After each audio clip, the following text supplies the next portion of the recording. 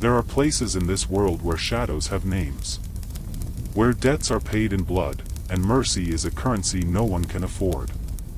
The Continental Hotel in Osaka wasn't just a sanctuary, it was a temple of silence, where the rules were gospel and betrayal was the only unforgivable sin. John Wick sat alone in the garden, watching koi swim in lazy circles beneath the moonlight. He'd been sitting there for 3 hours, perfectly still, perfectly silent. Just a man and his thoughts and the weight of every life he'd ever taken. He was trying to be retired. Again. The garden's caretaker, an old man named Koji, approached with careful steps. He placed a cup of tea on the stone bench beside Wick, then stood at a respectful distance. "Mr. Wick," Koji said quietly. "There is a visitor. He says it's urgent. Tell him I'm dead." "I did. He said he'd wait for you to resurrect." Despite everything, Wick almost smiled. He picked up the tea, breathed in the steam, and tried to remember what peace felt like. It had been so long. "Who is it?" he finally asked. He gave no name. "But he carries a marker." Koji paused. "Your marker?" Wick's hand tightened on the cup. The tea rippled, disturbed by the tremor he couldn't quite control. A marker. A blood oath. The one thing in this world that couldn't be refused, couldn't be ignored, couldn't be escaped. He'd thought he'd collected them all. Burned them. Buried them with the life he tried to leave behind. "Show him in," Wick said. The man who entered the garden wore an expensive suit and an expression of barely controlled desperation. He was young, maybe 30, with the kind of face that probably smiled often in better times. But tonight, fear had carved new lines around his eyes and mouth. He held out the marker with shaking hands. The blood oath medallion, split in half, one side held by the giver, one by the receiver. This was Wick's half. He recognized it immediately. "Santino," Wick said, the name tasting like poison. "Your brother." "Dead," the man said. 3 days ago. Before he died, he told me about this. Told me if anything ever happened to him, if the family ever needed, he said you owed him a debt that couldn't be refused. What does the family need?" The young man, Santino's brother, though Wick couldn't remember his name, sat down heavily on the opposite bench. "The table is cleaning house. They've decided the old families are too weak, too sentimental. They're eliminating bloodlines. Not just the heads, not just the soldiers. Everyone. Women. Children." His voice cracked. "My daughter is 5 years old. She likes butterflies and picture books. She doesn't even know what our family does." Wick stared at the koi, watching them circle and circle, trapped in their beautiful prison. "What do you want me to do?" he asked, though he already knew. "Stop them. Kill the adjudicator before the purge begins. You have 48 hours. After that." The man pulled out a photograph, hands trembling. A little girl with dark curls and a gap-toothed smile, holding a butterfly net. "After that, she's dead. They're all dead." Wick took the photograph. Studied the child's face.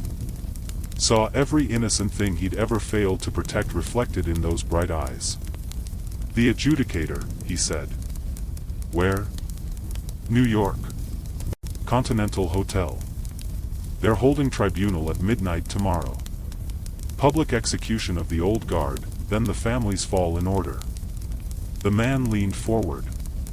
"I know what I'm asking. I know you want it out. But the marker. The marker is absolute." Wick stood, pocketing the photograph. "Your daughter will live. I'll make sure of it." "And the price?" Wick looked at him with eyes that had seen too much and felt too little. "The price is already paid. It's always already paid." New York welcomed John Wick the way it always did, with indifference and noise and a million people who had no idea that death himself walked among them in a black suit and grief. He arrived at the Continental 23 hours before the tribunal.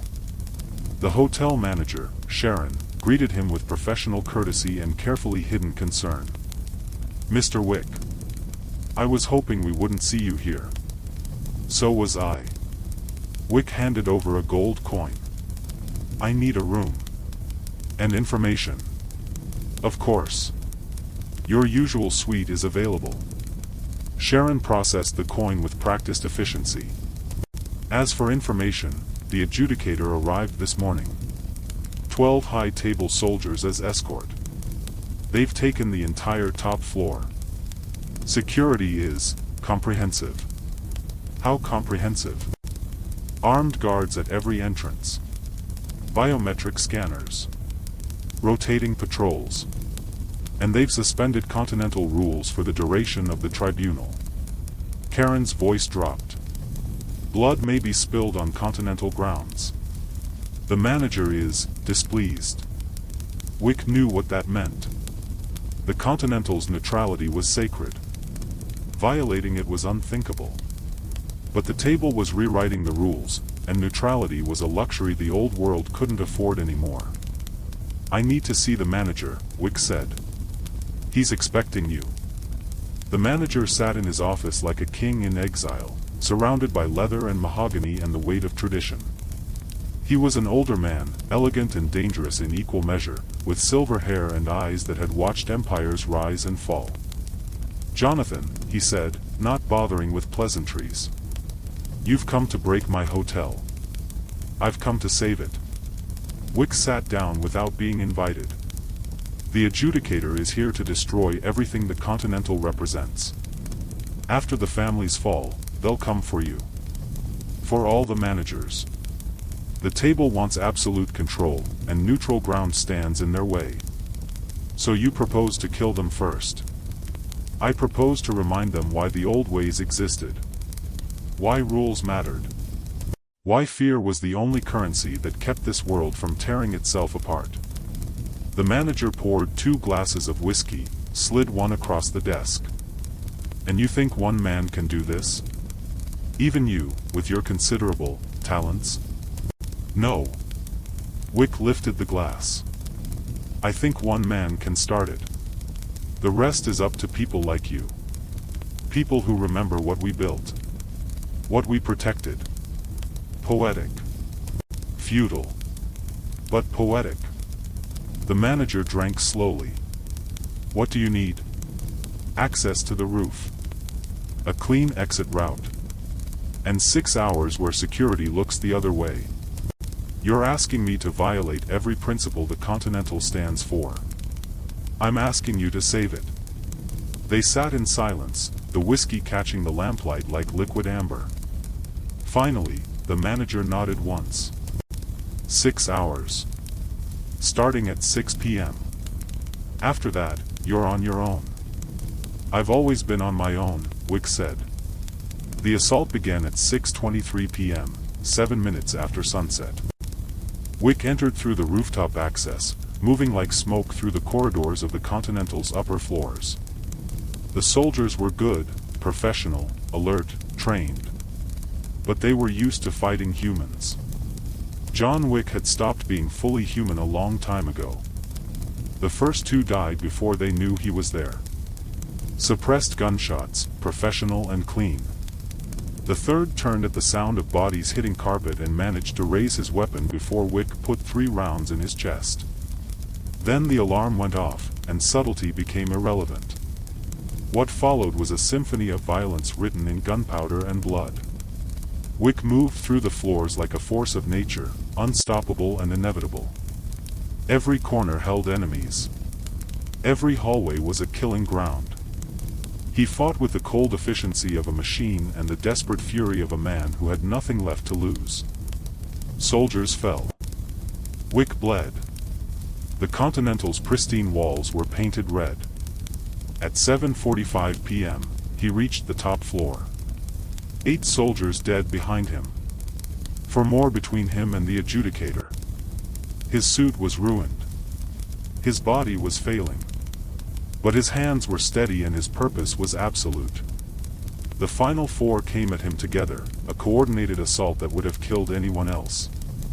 Wick dropped low, rolled, came up firing. 2 down. The third caught him with a blade across the ribs. Wick grabbed the knife hand, twisted, broke the wrist, and put the man's own blade through his throat. The fourth soldier was smarter. He fell back, firing controlled bursts, forcing Wick to take cover. They exchanged rounds across an ornate hallway, bullets chewing up priceless art and antique furniture. Then Wick's gun clicked empty. The soldier smiled, advancing. The great John Wick. Not so great without bullets. Wick threw the empty pistol at the man's face. When he flinched, Wick closed the distance in 3 strides and did what he did best, turned a human body into a broken thing. When it was over, Wick stood outside the adjudicator's suite, bleeding from a dozen wounds, breathing hard but still standing. Still moving forward. He kicked in the door. The adjudicator sat at a desk, calm as still water, watching Wick enter like they'd been expecting him. They were younger than Wick had imagined, androgynous and elegant, with the kind of beauty that comes from absolute certainty. "Mr. Wick," they said pleasantly. "You're bleeding on a very expensive carpet. Send me a bill." Wick raised his weapon. "The purge is over. The families survive. You're going to make a call to the high table and tell them the old ways stand. Or what? You'll kill me?" The adjudicator smiled. "I'm one person, Jonathan. Kill me, and they send another. And another. The table is not a person. It's an idea. You can't kill an idea with bullets. No. But I can kill you. And the next one. And the one after that. Until the table realizes that some debts cost too much to collect. You'd wage a war you cannot win. I've been doing that my whole life." Wick's finger tightened on the trigger. "Make the call." For a long moment, they stared at each other. The adjudicator studied Wick with the curious intensity of someone examining a particularly interesting insect. "You're dying," they observed. "Internal bleeding, possibly punctured lung.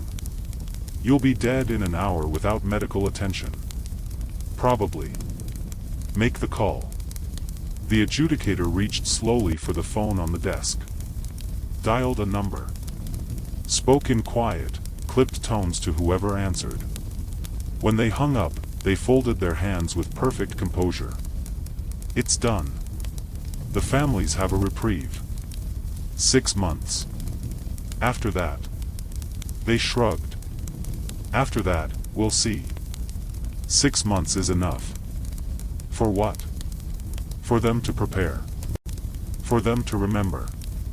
For them to stop being prey. Wick lowered the gun slightly, exhaustion finally catching up. The old ways worked because everyone was afraid. You made them forget fear. That was your mistake. And you've reminded them. Yes. The adjudicator stood, straightened their immaculate suit. You realize this changes nothing. You're still excommunicado. Still a target. You've bought them time, but you've bought yourself nothing but more running, more blood, more. I know what I bought. Wick moved toward the door, each step agony.